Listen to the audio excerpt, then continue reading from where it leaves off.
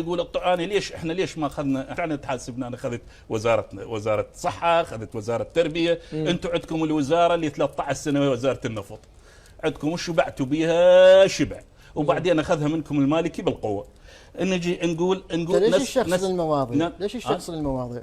أنا دا أحكي ما قاطعتك، أنت لا تقاطعني. اللي ما هي أكبر من المستوى الحديث، ليش الشخص للأمور؟ لا تقاطعني، ما يسوى لا الشخص تقاطعني أبدا، ما أسمح لك، لأن أنا ما قاطعتك. لا ما أنا ما شخص هذا وقتي، هذا وقتي، ما شخص هذا وقتي، ليش الشخص هذا وقتي. النفط للحكمة، أنا ما أقول إلك. دقيقتين وثلاثة، هذا واحد. ليش أنا اثنين دقيقتين وثلاثة؟ أنا دا أسألك سؤال، أنت لو بعد ما أطلع وياك لو تكون عادل بالزمن، شنو دقيقتين أنا بعد؟ شنو أنت لا تجيبني تضحك علي. أنا شخصية معروفة وإلي وزني، تعطيني الوقت المناسب. اقول لك الدقائق الاخيره نريد ناخذها الموضوع نشد. زين هو منو، خلينا نرجع لموضوعنا، هو منو جاب البعثين ولبسهم محابس وعطاهم الشخصيات والوزارات والمكاتب؟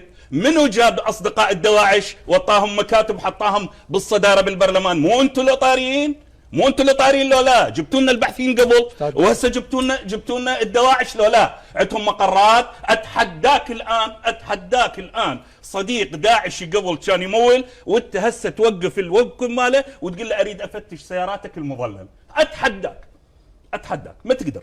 هذا واحد. تتحدى شخصا لو لا تتحداه. هذا من حقك، انه هو مشكوك بيه قبل الصديق دواعش ويمول دواعش.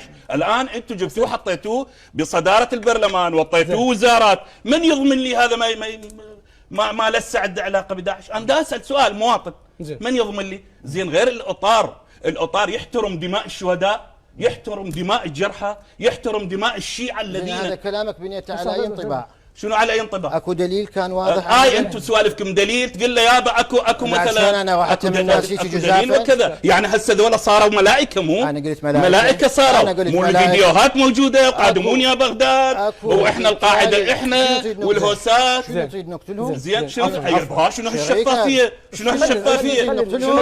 لا نرجع الموضوع حلقتنا. لانه مصلحتكم اقتضت ان تتحالفون معهم مثل ما تحالفتم مع البعثيين. هذا الامور لازم الشيعة لازم نسكت. زين اسمح لي انت اللي استفزتنا، انت بتوزيع لا ابدا، انا منصف وعادل وترى كل زين هذا.